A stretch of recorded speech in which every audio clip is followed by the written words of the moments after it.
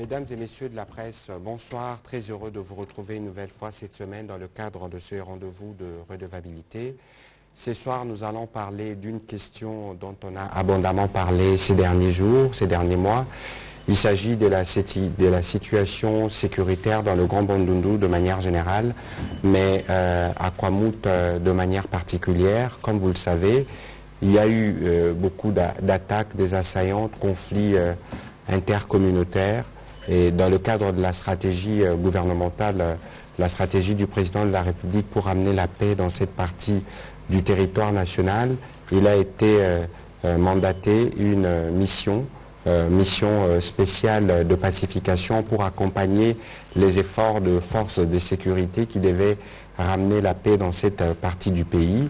Nous avons observé plusieurs accalmie sur le terrain et vous avez vu sûrement de différents reportages qui vous montrent comment les jeunes assaillants sortent des forêts pour se rendre aux autorités publiques et donc faire le point de la question, même si elle est encore en cours des traitements, mais nous avons pour vous permettre pour régler durablement la question de la sécurité dans cette partie du pays. Nous avons ce soir le privilège d'avoir avec nous la ministre près le président de la République, Madame Nana Manouanina. Bonsoir Madame. Bonsoir. Et à ma gauche, nous avons le vice-ministre de l'Intérieur, Décentralisation et Sécurité, Monsieur Jean-Claude Molipé. C'est donc avec eux que nous allons aborder ces sujets relatifs à la situation sécuritaire dans le Grand Bandundu de manière générale et à Kwamouth de manière particulière.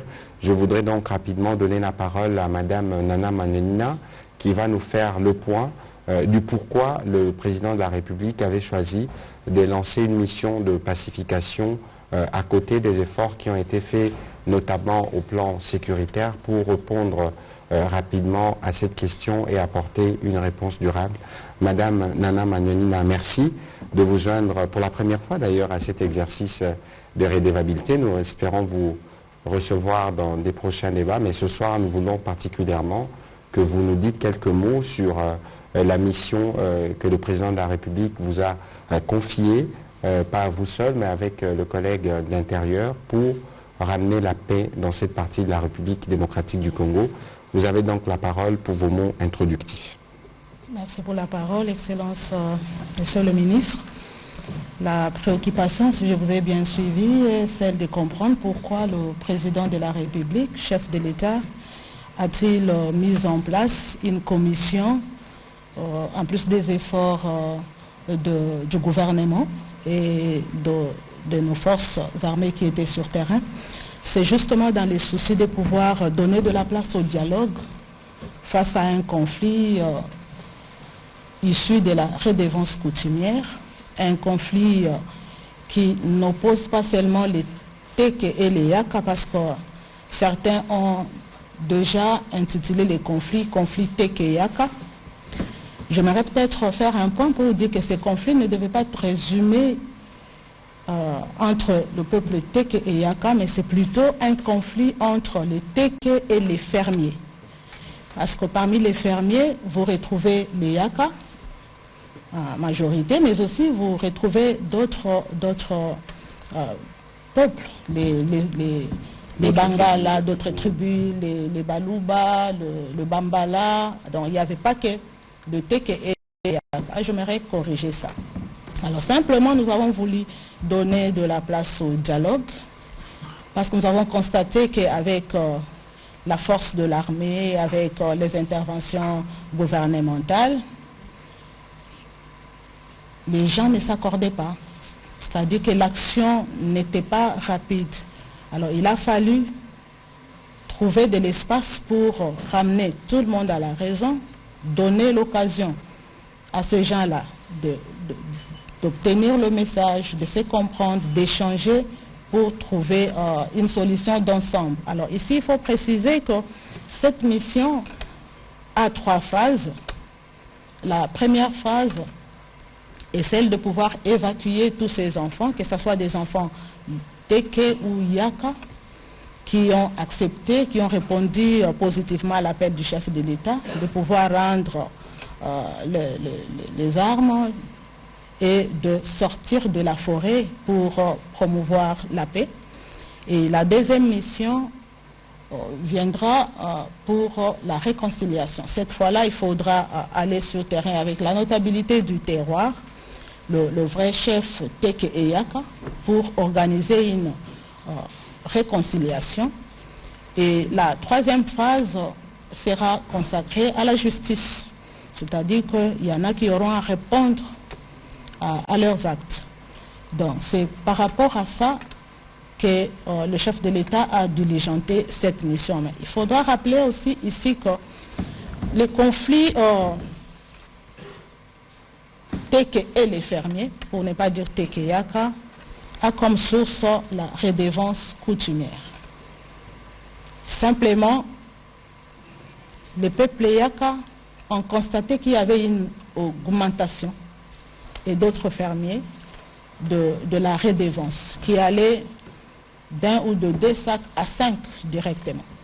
Alors, ils ont résisté à ça, ils ont saisi la hiérarchie parce qu'ils ont écrit, et après, une résistance s'est installée qui n'a pas simplement plu au peuple Teke qui est le propriétaire du sol, parce qu'abusivement, nous avons appris ou entendu certains Yaka déclarer qu'ils étaient dans leur sol.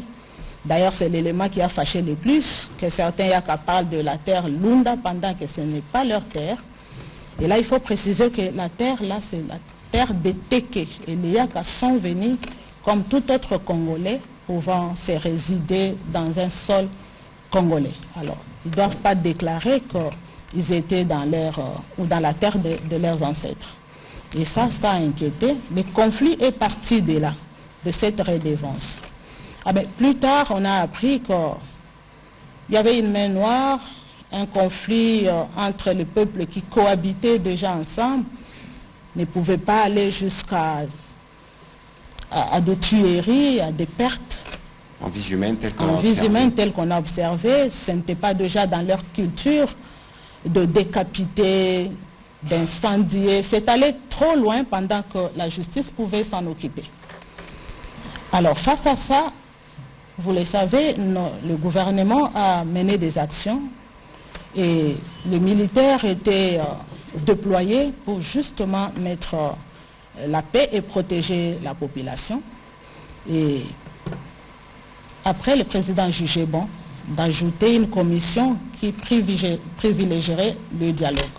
Et c'est cette commission que nous accompagnons à deux avec le vice-ministre de l'Intérieur. Je pense que d'une façon brève, je peux m'arrêter.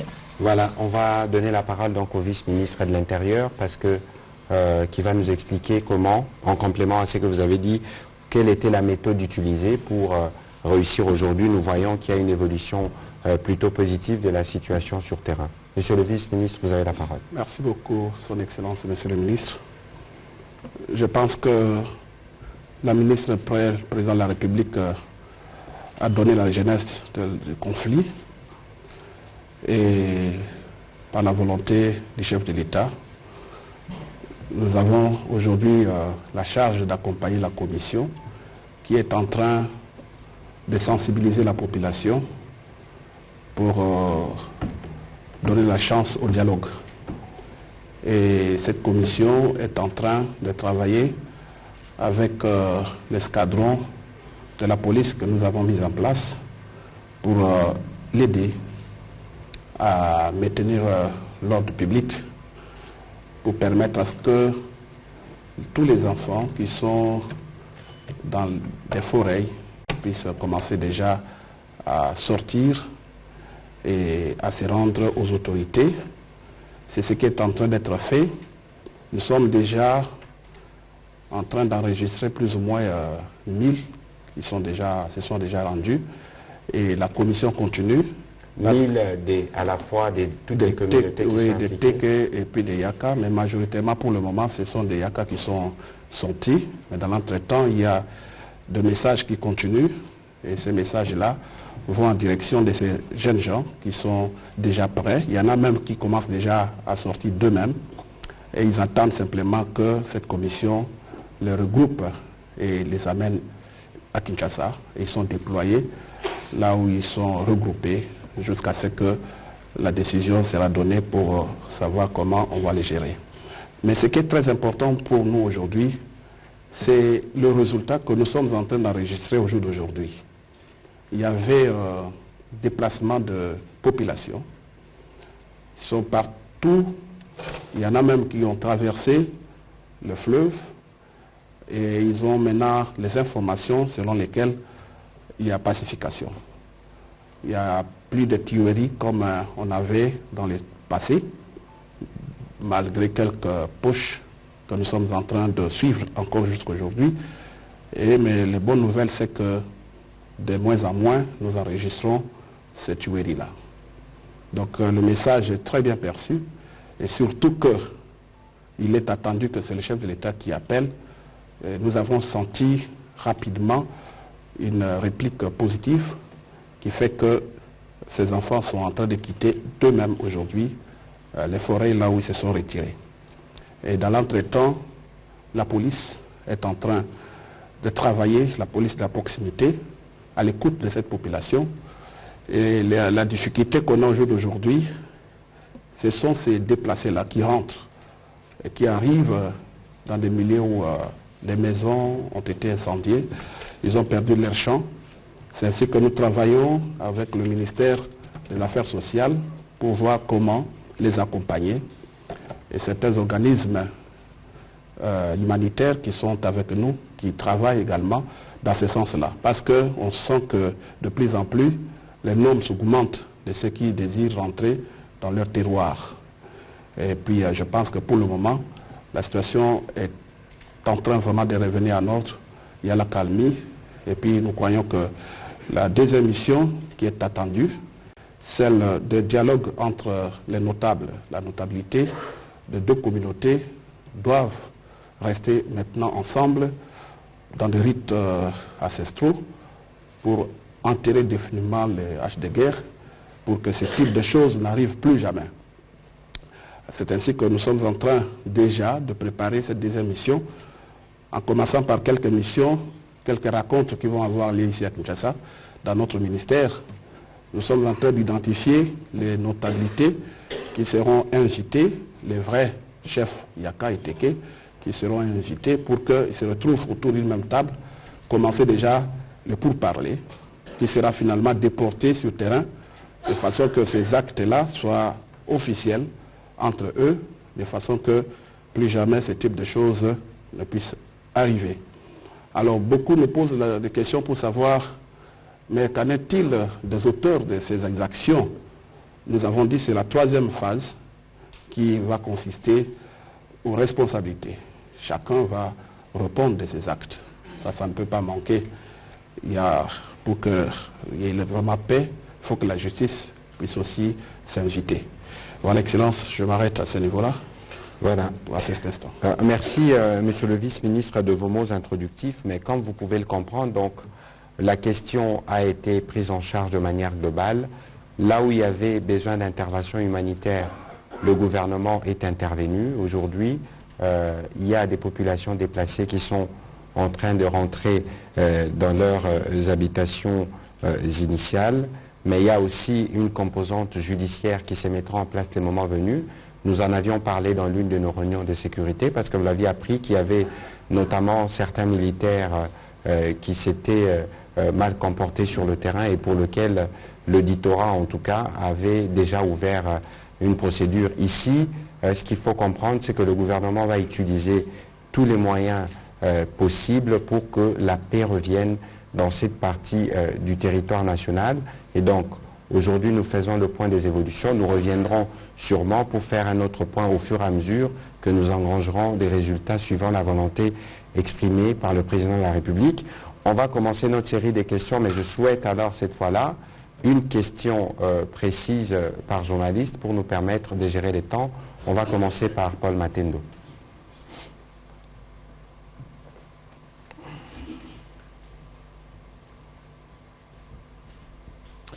Merci beaucoup, Monsieur le ministre. Juste une question. Tout à fait. Je note qu'il y a pacification dans Kwamouth, mais le dialogue va continuer. Mais la question aussi a été prise en charge de manière globale. Alors, comment vous gérez les conséquences à ce jour? L'une des conséquences, c'est les faibles taux d'enrôlement enregistrés dans cette partie du pays. Je prends l'exemple de la province du Kwango. Sur 1 195 000 personnes attendues, à ce jour, à 2 semaines de la fin de l'opération, 400 000 seulement ont été enregistrés. Qu'est-ce que le gouvernement compte faire, avec la CNU bien entendu, pour permettre à ces gens de s'enrôler? Merci. Voilà, encore que la question, il faudra peut-être la poser de manière précise au président de la CENI, parce que c'est lui qui s'occupe du suivi quotidien de ces éléments. Je vais donner la parole à la ministre Prey, qui pourra se faire compléter par le vice-ministre à ces sujets. Voilà, par rapport à cette question, moi je note que ce n'est pas une préoccupation qui ne concerne que Kwamouth, parce que même dans les grands Bandundu, là où l'enrôlement avait commencé, et dans d'autres, la partie ouest, on a connu des moments de retard pour des problèmes techniques, pour des problèmes, pour le retard de déploiement du matériel, et on a envoyé, on a saisi au fait la hiérarchie de la CENI par rapport à ça. Vous avez suivi qu'on a dû accorder quelques jours pour récupérer ces retards. Moi je pense que par rapport à Kwamouth, c'est la même démarche. Les doléances sont récoltées et puis transmises à la CENI. Et c'est à eux de voir combien de temps perdu qui peut être récupéré. Et certainement, parce qu'on a besoin que tout le monde s'enrôle, et ils vont ajouter des jours pour permettre à ceux qui n'ont pas pu s'enrôler de les faire. Donc, nous allons juste déposer. Déjà, on a commencé à les faire auprès de la CENI, ces doléances, pour qu'ils prennent la question en charge. Voilà, monsieur le vice-ministre. Oui, je pense que c'est la même réponse que je pourrais donner parce que la CENI a enregistré déjà dans le passé ce type de situation et je pense que la réponse de la CENI était claire. Il n'y aura pas un coin qui va perdre. Ils vont tout faire pour que le temps perdu soit récupéré et pour donner la chance à chaque Congolais de se faire enrôler. C'est la politique, je pense, actuelle de cette CENI qui est aujourd'hui sur le plan de... Nous avons remarqué aujourd'hui, nos frères diaspora, la CENI a tout fait pour qu'ils se fassent enrôler. Ça veut dire que cette politique-là est valable pour tout Congolais. Je crois que chacun aura la chance de se faire enrôler. Mais pour ça, d'une manière technique, nous ne pouvons pas répondre à la place de la CENI, mais je parle en général, c'est ce qui est en train de se faire. Je pense qu'il y a une problématique que votre question soulève, notamment pour les populations qui ont été déplacées. Je pense qu'il y a un besoin d'approfondir le sujet avec le président de la CENI. Peut-être que nous l'inviterons à l'occasion d'un briefing. Comme ça, nous pourrons aller dans les détails pour savoir ce qu'il en est exactement, parce qu'il est question de donner à tous les Congolais l'opportunité de puisse s'enrôler pour plus tard obtenir la carte d'identité et voter. Prochaine question, Benoît Niemba. Une question, s'il vous plaît. Excellence, je vais, comme l'actualité l'oblige, mais je pose d'abord la question à Madame la ministre auprès de la présidence. Il y a toujours eu de conflits communautaires comme on a toujours eu dans le Kassai, dans le Minembwe et partout. Mais quand même à Kwamouth, vous avez quand même déniché une main noire. La question de savoir, est-ce qu'on peut avoir plus de détails sur ces mains noires? Est-ce que c'est une chose, c'est une personne? Et puis, monsieur le ministre, comme l'actualité l'oblige, il y a eu l'affrontement aujourd'hui, je ne sais pas si ça compte toujours, vers Saké. L'armée et M23 se battent et compte toujours à se battre. La question que je pose, est-ce que la force régionale se bat à côté de FARDC? Comme vous l'avez dit l'autre fois, leur mandat est aussi, il faut mandat offensif. Merci. Sur votre première question, avant que la ministre ne réponde, tout à l'heure, le vice-ministre a parlé des processus. Il y a eu une première phase, il y a une deuxième phase. C'est dans la phase judiciaire que nous pourrons aller dans les détails justement parce qu'il y a des éléments d'information qui ont déjà été récoltés qui permettent de dire qu'il y a eu instrumentalisation de telle ou telle autre communauté. Donc c'est en ce moment-là qu'il pourra y avoir des détails. Peut-être que la collègue peut faire un complément à propos. Je pense que comme vous l'avez dit, il n'y a pas de détails à donner maintenant. Nous sommes dans notre première phase de la mission qui consiste à évacuer les enfants. Et nous sommes tenus aussi à un secret. On ne peut pas déjà tout dire parce que, comme je le disais, il y a la troisième phase qui portera sur... que la justice va prendre à main pour nous dire qui était derrière ou pas. La main noire, nous avons entendu parler, nous tous, de la main noire, mais tout en suivant de près la situation, nous pouvons confirmer qu'il y a eu instrumentalisation. Déjà, quand il faut dire que ce n'est pas dans notre culture de décapiter ou de poser des actes qui sont allés au-delà du sens même humain, il faut se dire que ces enfants ont été instrumentalisés. Est-ce que la main noire, elle est là? Est-ce qu'elle est congolaise, non congolaise? On ne sait pas, mais certainement il y a eu des gens qui ont instrumentalisé, mais il y en a qui continuent à instrumentaliser parce que ce n'est pas une tâche facile de voir 300, 400, aujourd'hui près de 1000 enfants qui sortent. Ils ne sortent pas facilement comme on peut le croire. C'est un travail qui demande à ce que vous puissiez convaincre, avancer des arguments, mais vous sentez les hésitations qui ne proviennent pas de ces enfants-là nécessairement. Et ça n'exclut pas qu'il y ait des gens qui alimentent ou qui instrumentalisent. Et ces gens-là, qui œuvrent comme ça, nous poussent à parler d'une main noire. Voilà. Donc le moment n'est pas approprié de dire que c'est la main gauche, la main droite. La troisième phase permettra, de toute façon, il y aura des procès publics qui permettront de savoir ce qui s'est passé exactement. Vous avez posé la question sur Saké. Je pense qu'il y a eu un mouvement de panique aujourd'hui dans la ville de Goma. J'ai discuté avec les gouverneurs. Pour l'instant, la République démocratique du Congo maintient ses positions, notamment dans la ville de Saké et dans les localités environnantes. Je n'ai pas connaissance que les forces régionales ont combattu aujourd'hui. De toute évidence, sur les questions opérationnelles, nous allons y revenir bientôt avec un briefing avec le porte-parole de l'armée pour apporter ces éléments. La question est de savoir si la force régionale s'est battue. Je pense y avoir répondu. On va prendre la question de Richard Chako.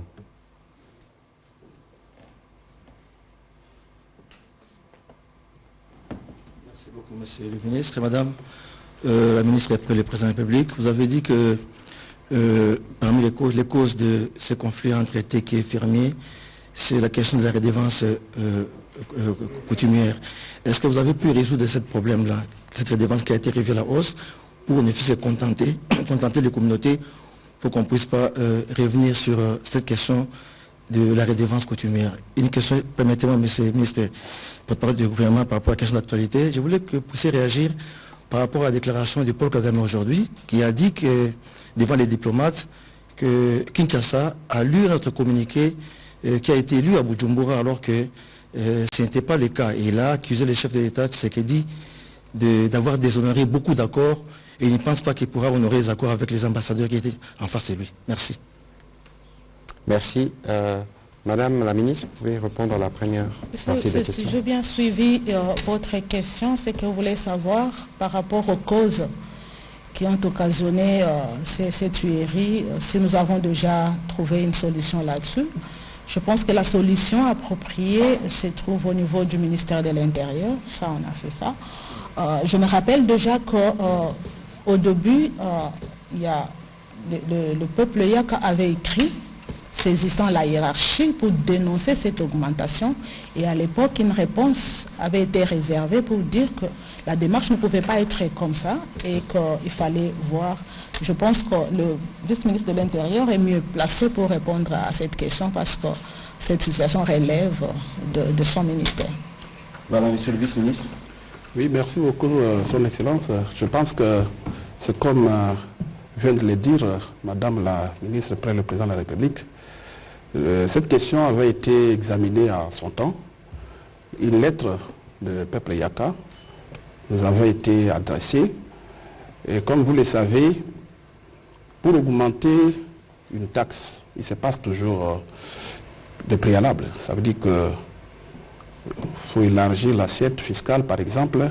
On doit tenir compte de certains facteurs. On doit regarder les assujettis, on doit regarder le pouvoir d'achat, savoir s'ils sont en mesure de supporter ces taxes ou pas. Mais pour ce cas d'espèce, quand ils ont écrit, la réponse du ministère était claire, que cette démarche n'était pas correcte, qu'on devait attendre, tout simplement surseoir cette décision. Voilà, c'était de cette manière que cette question avait été réglée à son temps. Merci. Voilà, on va revenir sur la question que vous avez posée à propos du président Kagame. Bon, il est coutumier maintenant que dans ses prises de parole, il essaie à tout prix de justifier les massacres qu'il est en train de commettre en République démocratique du Congo sous les couverts, il n'y a même plus de couverture, c'est l'armée rwandaise qui opère. Ici, je dois rappeler 2-3 choses.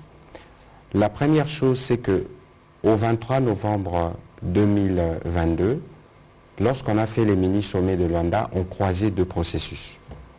Les processus de Nairobi et les processus de Luanda, parce qu'il y avait, souvenez-vous, une médiation africaine qui s'opérait autour du président Lorenzo par principe de subsidiarité, parce que c'est lui qui dirige la CIRGL, et la RDC comme le Rwanda fait partie de cette sous-région. Ensuite, il y avait la question qui était traitée au niveau de la communauté de l'Afrique de l'Est, où la République démocratique du Congo comme le Rwanda sont membres. Et donc il y avait un besoin de croiser les 2 processus pour avoir un schéma unique qui engage le parti et qui nous permette d'avancer vers la solution. Je pense que le communiqué de Luanda, qui a été exceptionnellement signé par des chefs d'État, a été porté, y compris par la communauté internationale, comme la voie qui va nous permettre de régler les problèmes dans la durée. Il y avait là, je rappelle 3 choses, cessation des hostilités, retrait, désarmement, dialogue et puis reprise des discussions pour les relations diplomatiques entre la République démocratique du Congo et le Rwanda, c'est le principe. À la réunion de Bujumbura, on devait faire le point à la demande du président Ndayishimiye de la situation sur terrain qui s'est dégradée. Je vous épargne des détails que vous avez tous suivis et qui avait besoin de refaire le point pour être sûr quel est le degré d'application ou de respectabilité du communiqué de Luanda. Malheureusement, les communiqués qui est ressorti de la réunion, je ne pense pas que ma mémoire me trahisse, nulle part on ait fait mention du communiqué de Luanda. Et je pense l'avoir dit dans les briefings de lundi qu'avec les secrétariats techniques de l'EAC, nous avons eu le même souci lorsque nous étions au sommet consultatif des chefs d'État à Sharm el-Sheikh. À l'occasion, c'est le Premier ministre qui représentait le Président de la République. Au terme de la rencontre, il y a un communiqué qui doit être lu et qui doit être avalisé par toutes les parties. Et donc, il y avait un besoin de relecture parce que la partie congolaise, représentée par le vice-premier ministre Lutundula, avait fait remarquer qu'on ne pouvait pas faire un communiqué après une réunion comme celle-là sans s'y référer au schéma des départs. Parce qu'aujourd'hui, il existe une feuille de route pour régler les problèmes à l'est de la République démocratique du Congo. Je pense qu'il y a eu besoin de faire cette précision. C'est ce qui a été fait par le vice-premier ministre Lutundula, qui viendra d'ailleurs dans un prochain briefing pour nous donner les détails de comment les choses se sont passées. Et donc, nous nous en tenons à ces schémas-là et cela devait être rappelé. Pour ce qui concerne les propos du président Kagame, c'est du classique pour lui, avec une rhétorique mensongère de dire est-ce qu'il y a un génocide en cours en République démocratique du Congo? S'il y en a eu un ces derniers mois, on peut parler des Kishiché. Il y a encore eu un rapport de Human Rights Watch ou du Bureau conjoint des Nations Unies pour le droit de l'homme qui l'atteste de manière claire. Et donc tous les propos qu'il tient, c'est pour essayer de justifier son agenda caché qui vise à maintenir l'Est de la République démocratique du Congo dans l'instabilité pour lui permettre de continuer les pillages. Les problèmes à l'Est de la République démocratique du Congo sont des problèmes qui sont connus. Et les solutions sur papier sont connues. Il faut au président Kagame de comprendre que le temps de la violence est révolu et que maintenant, le temps de la paix est arrivé. Donc il vaut mieux pour lui qu'il arrête tous ces faux fouillants et qu'il souscrive à sa responsabilité qui est celle de cesser de soutenir les M23. Tous les grands pays de la communauté internationale l'ayant déjà signifié. Pour le reste, c'est des agitations qui, malheureusement, lui permettent de continuer ou de penser pouvoir se dérober des responsabilités qui sont les siennes dans les massacres en cours en République démocratique du Congo. De toute façon, le moment venu, la justice s'en occupera. On va prendre les deux prochaines questions. Patrick Lakwe et Stéphane Mukindi. On prend la question. Merci, Monsieur le Ministre. La question va au vice-ministre de l'Intérieur. C'est celle de savoir qui gère les terres en RDC. Plusieurs conflits fonciers sont causés par les chefs coutumiers. Et le dernier de Kouamout le montre clairement que c'est des chefs coutumiers qui sont à la base. Quelle est la responsabilité dans la gestion des terres en RDC? Est-ce que c'est les chefs coutumiers qui vont continuer à le faire ou c'est l'État congolais par le ministère de l'Intérieur? Merci. Monsieur le ministre, allez-y. Oui, merci beaucoup pour la question. Je pense que en République démocratique du Congo, il y a des lois. Nous avons les textes de loi qui parlent clairement que la terre et les sous-sols appartiennent, les sous-sols appartiennent à l'État. Cette réglementation est définie par les textes légaux. Alors, sur le plan coutumier, il existe des chefs de terre. Les chefs de terre là sont organisés. Au jour d'aujourd'hui, nous avons les villages, nous avons le groupement. Ce sont les entités coutumières qui sont des gardiens de terre. Et je pense qu'il existe bel et bien une loi qui définit comment ces autorités coutumières gèrent ces terres-là. Ils sont des gardiens de terre.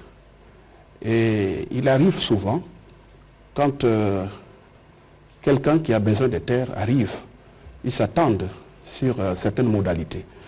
Et nous savons que la République démocratique du Congo a très bien fait pour les associer dans la protection de la terre. Et le mal, c'est que quand ils ont cette prérogative, il y en a qui s'en abusent. Ce n'est pas partout où nous avons ce type de problème. Mais au jour d'aujourd'hui, c'est un problème qui est devenu récurrent.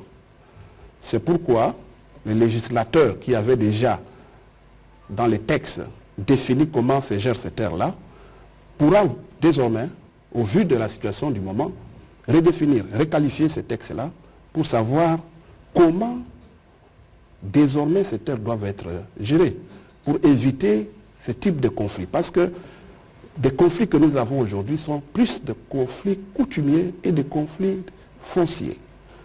Et quand on voit autour de ça, ce sont surtout ces personnalités-là qui sont à la base. Et pour vous répondre à cette question, nous avons d'abord l'État congolais qui gère la terre en rapport avec la loi qui existe, la loi foncière. Il y a le ministère des Affaires foncières qui existe. Et d'ailleurs, je pense qu'une nouvelle loi est en cours d'examen à l'Assemblée. Exactement. Et cette loi-là va régler cette question que vous venez de poser maintenant. Voilà, on va prendre la question de Stéphie Mukindi et puis on prendra spécialement une question en Kikongo, comme ça, Madame la ministre pourra s'adresser aux populations de cette partie du pays. Monsieur le ministre, au vice-ministre de l'Intérieur, on parle de cette situation depuis plusieurs mois déjà, si pas presque un an. Beaucoup de Congolais ont péri, certains par fusil, d'autres par machette. Et ici, vous reconnaissez qu'il y a déjà accalmie sur terrain.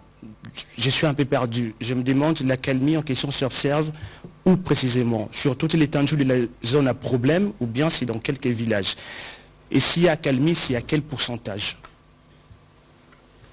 Monsieur le vice-ministre? Bien.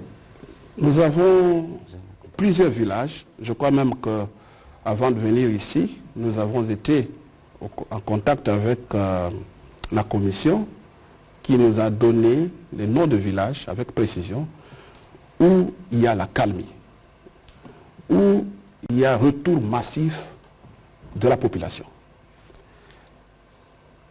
Mais là, je pourrais demander à son Excellence Madame la Ministre pour donner les noms de ces quelques villages. Mais ici, pour ce qui me concerne, je pourrais tout simplement donner quelques zones où se trouvent encore quelques problèmes d'insécurité. Nous avons les zones aux alentours de Kinsele, dans la ferme Kapenda, où il y a eu quelques problèmes ces derniers temps. Mais il est attendu, si pas demain ou après-demain, le mouvement d'une unité de la LENI qui va y descendre pour prendre en charge cette partie-là. Et nous sommes en train de nous organiser déjà pour augmenter l'effectif de ces escadrons, pour commencer maintenant les actions en profondeur, pour sécuriser davantage ces milieux-là. Alors pour vous donner le nom de ces villages, je pourrais demander par la bénédiction de son Excellence ministre Mouyaya à la Madame ministre pour donner les noms de ces villages-là. Oui, allez-y, en complément à la réponse du vice-ministre. En complément à la réponse du vice-ministre, je citerai par exemple le village Boku, où le chef de groupement Boku est lui-même retourné vivre là-bas parce qu'il était à Kinshasa. Nous avons Fumokento, Machambio, Kisele, Shomaku, Mibe, Mchetu, Toi, Salongo, Machambe, donc le long de l'axe de Bandundouville. Alors, vous avez parlé du pourcentage. Moi, je pense qu'aujourd'hui, à 75 ou 80%, la paix est revenue dans la province de Mai-Ndombe. Je comprends, moi, les soucis qui nous animent tous à pouvoir trouver une solution une fois pour toutes, mais nous ne devons pas oublier que c'est tout un processus. On sait quand est-ce qu'on commence une histoire du genre, mais on ne sait pas quand est-ce qu'on la termine. Le processus aujourd'hui évolue très bien parce que les populations regagnent déjà leur village, surtout avec la présence de la police. Et ils ont maintenant confiance qu'ils peuvent regagner leur village. Et de plus en plus, il y a du calme. On n'entend plus parler de villages incendiés, de gens décapités. Mais ça n'exclut pas le quelques points chauds qui restent, de quelques points là où on continue à travailler. Et c'est par là que d'ailleurs nous étions tout à l'heure en train de féliciter la commission, de louer les efforts que cette commission-là a fait sur terrain, parce que ce n'est pas une tâche facile d'aller là-bas, abandonner les véhicules, entrer dans la forêt, faire 80 km à pied, convaincre ces enfants-là et leurs leaders de tout abandonner, de sortir. C'est un travail louable qui, avec la bénédiction du président de la République... Avec des risques d'ailleurs. Trop de risques, parce que par moments, ces enfants-là, ils changent de face. Dès qu'ils entendent qu'on a tiré à gauche, ils se disent donc vous nous avez piégés, et puis ils redeviennent très violents. Il faut négocier, il faut signer des accords pour qu'ils soient calmes et qu'ils acceptent de sortir. Vous ignorez le degré de stress et la commission et nous qui sommes ici endossons quand ils sont dans la forêt. Mais je pense qu'aujourd'hui, on ne parle plus de tuerie dans Kwamouth. Et c'est par là que moi, je ne cesse de rappeler chaque fois que je me retrouve devant le micro, de faire appel à tous ceux qui continuent à instrumentaliser pour des intérêts personnels. Nous avons tous intérêt de coagir pour l'intérêt de la population congolaise, aux côtés des efforts du chef de l'État, du gouvernement, de nos forces armées, de la commission. La population tout entière, surtout la population du terroir, a aussi la responsabilité de participer positivement.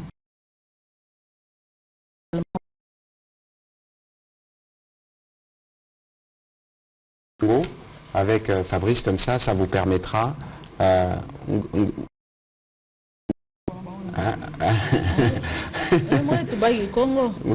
il y aura une question à Kikongo pour permettre...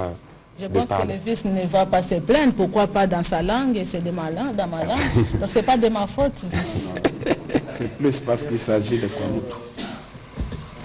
Excellence Mouyaya, ndufuke na Kikongo na mama nana samu na kuzaba iti bampangi na betu ya katuka na mfinda beke na binga bau bokuisa na kati ya armée ya esi ya Congo démocratique kasi bayakala ke bima na mfinda beke kotisa bo na kati ya armée na beto bola ino kwa bikala inki mutindo kana babakala bokeleve la ministre yake talaka mambo ya intérieur son excellence tango bozali ko bimisa bana ya mibali nyonso na bamboka bisika o bakimaki na zamba bakoti na mampinga pour servir République démocratique du Congo ba mama o bakotikala na bakotikala ndenge nini politique nini o boeli ko sala na place pour sécuriser bana nyonso ya gabandoto matoni mingi. Ouais, je crois que pour la petite traduction, il pose la même question en Kikongo et en Lingala. En Kikongo, c'est la question relative à ces enfants qui sortent et qui sont, on a appris qu'ils s'est intégrés dans les forces armées de la République démocratique du Congo. Voilà en résumé pour nos amis, pour comprendre. Alors, Madame la vice-ministre, vous avez le droit de répondre qu'en Kikongo. Je ne suis pas vice-ministre. Excusez-moi, Madame la ministre. Merci pour la parole. Excusez-moi. Voilà, sana bana ina ye basika na finda na ya mendima na peli ya fuma bwala. Susina ye kende inki mpila ba parents na bo, ba mama, ba papa baleki na bo ke bikala parce que bana bakala nyonso ye basika bete bikabo na maboko ya ministère ya défense, ya ke expert pour la suite. Je pense que bete na ku forcer bana inave. Parmi bo kena bambuta peut-être ajme kwenda ya lungu kota vena armée. Parmi bo kena baina kesmendi makusala ngemba boke bashika bo rendre ba minduki na bo mais kena mfunu ve ya ku kota na ndonga na formation. Alors disposition ya betme baka samu na ba mama bana bampange bika na boala c'est justement effort na betme sala ya ku tout la police. Je pense que police déjà 4 escadrons ya police kwendaka yoke sambu na protéger population na bima nabo. Inquiétude mi uvandaka bantuva wa boma ya kubikala na armée. Boke wa boma ya teni ya basoda. Alors, mfuma bola kulombande ba armée bo katuka, bo vanda na bisika bo fe vanda mais police ku vanda pembeni ya ba famille sana ku protéger bo na bima nabo. Donc, je pense que population bo vanda Nangemba, bo vanda calme, sambo, ba police ke pembeni nabo, que justement na consigne ya protéger bo, ya protéger bima nabo, ya protéger boala nabo. Et puis je pense que na côté ya police, yo ke mpi devoir ya betu nyonso, ya pour se protéger mutuellement en attendant effort ya gouvernement qui ça. Je pense que ce serait important que vous puissiez revenir sur la réponse en français. Comme ça, c'est plus sûr que tout le monde a compris parce que c'est une question que beaucoup de Congolais se posent. Et, la question était celle de savoir quelles dispositions avons-nous prises pour les femmes, les enfants, les vieillards qui restent pendant que tous les jeunes garçons sont ramenés à Kinshasa. Et j'étais en train de réagir qu'en fait, il y a aujourd'hui la police qui a été déployée, déjà 4 escadrons. Les 4 escadrons font 600 policiers. Alors, la police est là pour protéger les personnes et leurs biens. Alors, les familles qui ont observé leurs enfants sortir peuvent être calmes un peu parce que la police est là pour les protéger. Et j'ajoutais qu'à côté de l'action policière, mais la population a aussi le devoir de se protéger mutuellement. Que les populations qui sont là commencent par se protéger en attendant, faciliter aussi la tâche à la police de les protéger. Je pense que c'est la mesure qui a été prise jusqu'ici.